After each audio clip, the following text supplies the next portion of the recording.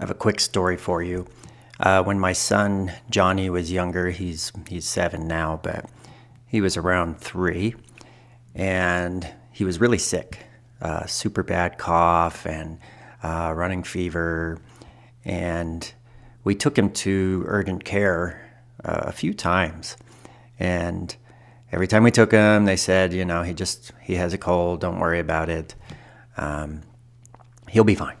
We were told. Now, of course, I tend to, if a professional doctor tells me something, I tend to generally believe it. But my wife was not having any of it. She knew better. She knew that there was something worse wrong with Johnny. So she kept pushing, and finally we got him into a different doctor, and they looked a little bit deeper into things, and it turned out that he had RSV. He was pretty sick, and thank God this doctor really, she knew what she was doing, and she fixed him up pretty quickly. But that being said, it went on a little bit too long. He now he has asthma. May or may not be related to that, but that's the case nonetheless. And I bring this up because, my wife, something in her gut told her that, there was something else going on with her baby. She knew better. And, it's interesting. We live in this society where we have sayings like, trust your gut, or, follow your heart. We have sayings like this that would lead one to believe that our society as a whole kind of believes in a bigger picture, more than meets the eye when it comes to what modern science can tell us.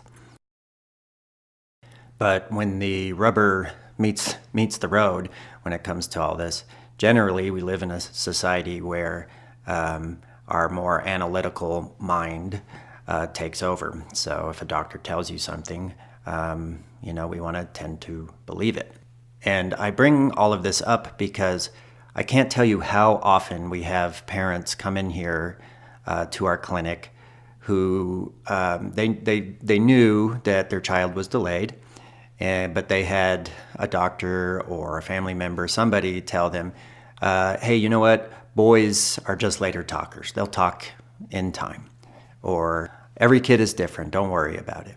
And while these things can definitely be true, all too often we have parents tell us that, they knew in their gut that there was something off, but they didn't act sooner. And so Tanya and I wanted to just sit down and have a quick discussion about this, because your gut, you're following your gut, following your heart, more and more modern day science is actually showing us that these aid in our thinking. Our guts do tell us things, and our hearts do tell us things. They are connected through neurotransmitters and nerves to our brains, and they do help us think. So we want to kind of help get back to basics and ensure that parents are trusting their gut. It doesn't hurt to get some follow-up. If you just feel that something isn't right, seek a second opinion. And so Tanya and I sat down on a beautiful fall day just to talk a little bit more about this. So stay tuned in because it's time to chat. Hi, I'm Tanya Friend, and I've been a speech and language pathologist for 13 years. I am also the owner and director of Chatterbox Speech Therapy, a speech therapy practice that serves the children and community in Albuquerque, New Mexico. And I'm Corey Walker. I've been working with children for nearly 20 years, and I was a pioneering app developer in the area of speech and language pathology. We all have gifts in this life, and mine is knowing what makes children tick. Parenting in the modern age comes with uncharted challenges. We'll be bringing you discussions with experts in childhood development and introducing some tough questions and topics. Together, with our experience and knowledge, we have created this podcast to help you with your child's development and wellness. So, listen up. Because it's time to chat. So it's a beautiful fall day, and we decided to sit outside and do a podcast.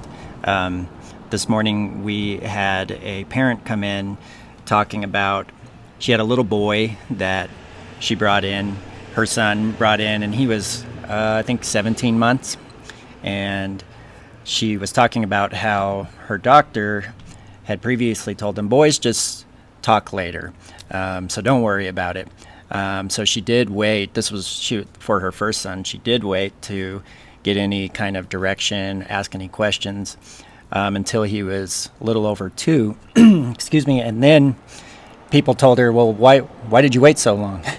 So we wanted to talk a little bit today about things that you might hear from other people out in the world or your doctor as far as how and when to get help for your kids if you think they might be delayed.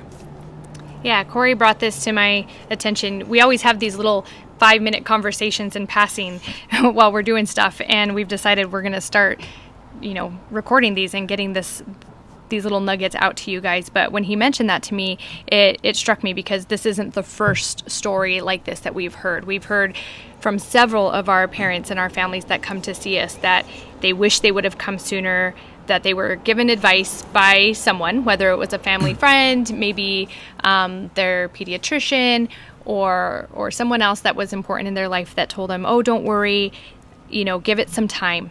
And so we really wanted to talk about this because although this isn't us sounding the alarms, telling everybody, oh yes, be very concerned, be really worried, we don't want to cause more fears or anxiety, but we do want to tell parents that trusting your intuition and trusting your gut is so important as a parent.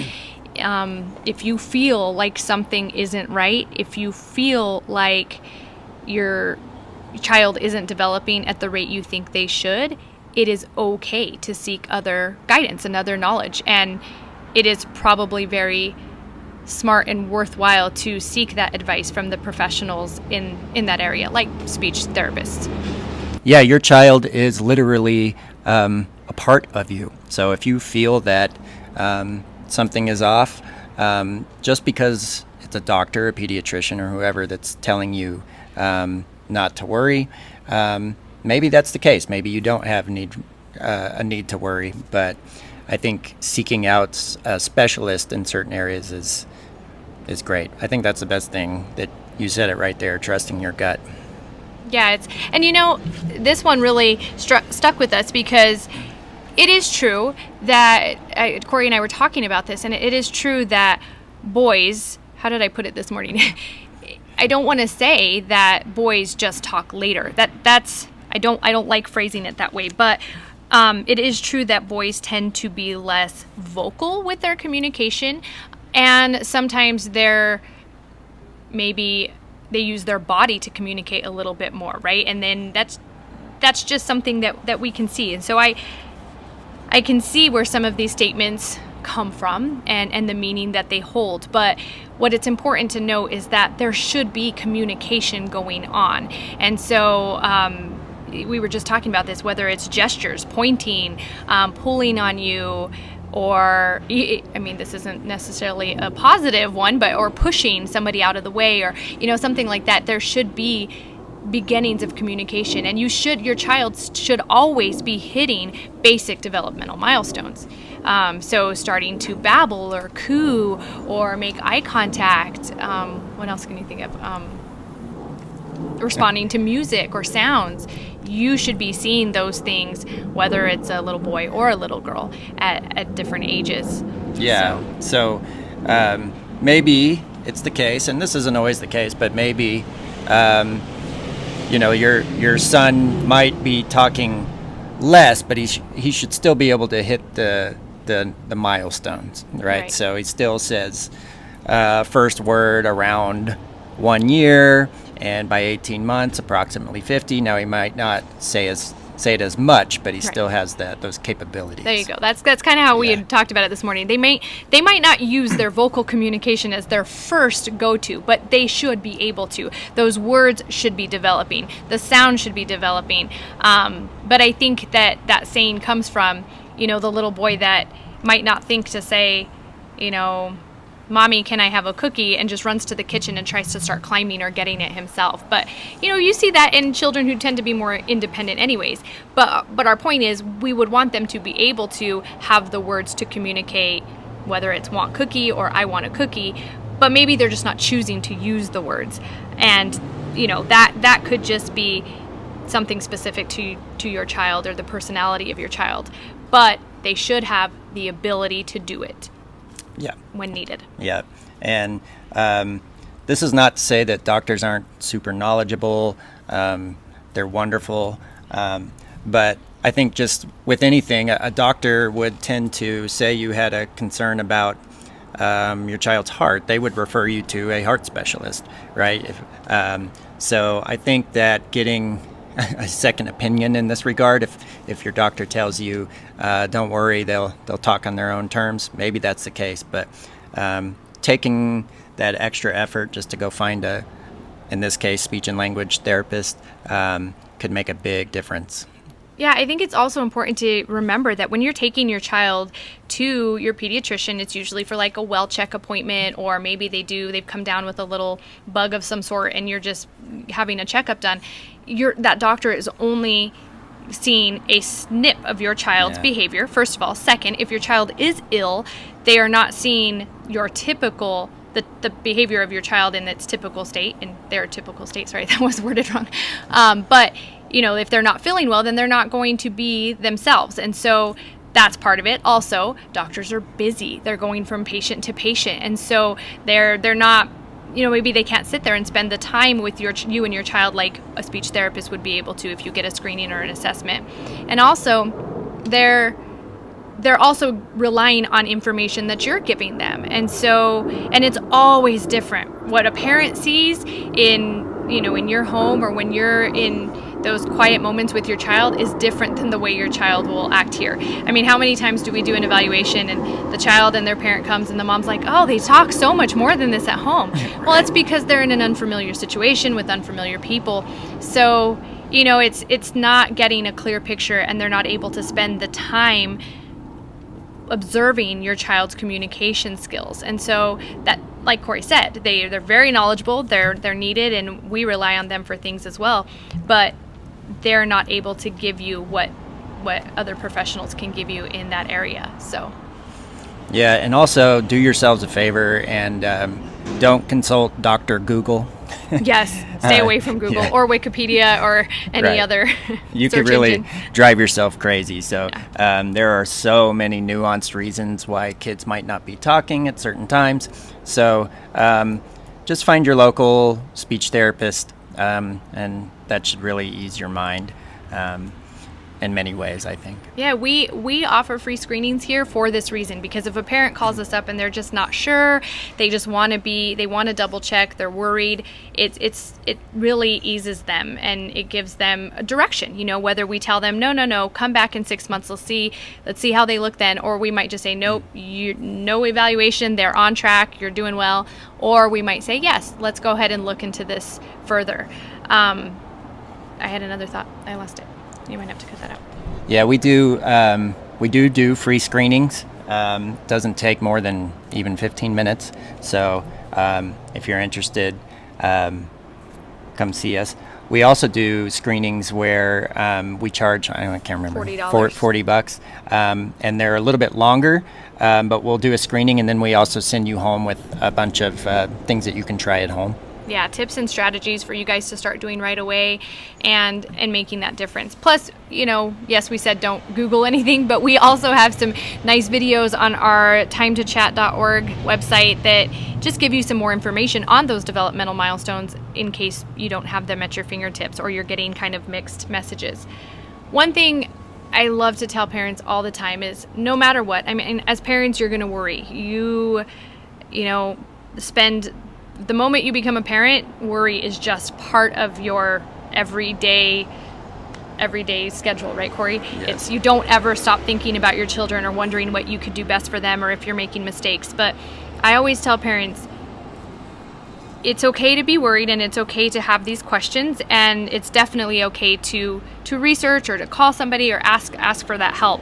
But in the meantime, enjoy your child, spend time with your child. Do all of the things that you would normally do. Play with them, engage them, and any time that you're spending with them, that language that you're giving them, and talking to them as much as possible, that's going to do a lot more for them than sitting on your phone and using your search engines to Google what is wrong with them. Because then in those moments, not only are you increasing your fears and your worries, but you're taking that precious time away from enjoying your child. I always say, let your child be your child, whoever they are, whatever they are. And, yes, seek that help, but don't let it steal away from the time that you have with your child in the moment. Absolutely. I couldn't say it better. Yeah, just schedule an appointment with a therapist and then sit back and enjoy your child. You can talk about things when you meet the therapist, but there's also, I've rarely seen a child come through here that doesn't make phenomenal progress. Yep. There's always hope and great things that can be done.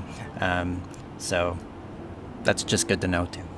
Yeah, that is true. It's, speech and language is something that you're going to see progress, and there's a lot of things. I think one of the magical things about speech and language is there's so much of it that you can take home and do with your child that's going to enrich both of your lives.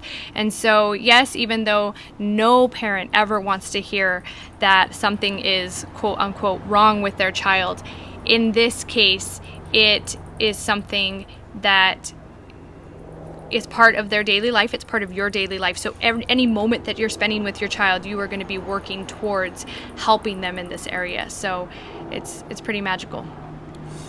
Yep. I think leaving with just restating the fact that you gotta trust your gut. Yes. So that's the main thing.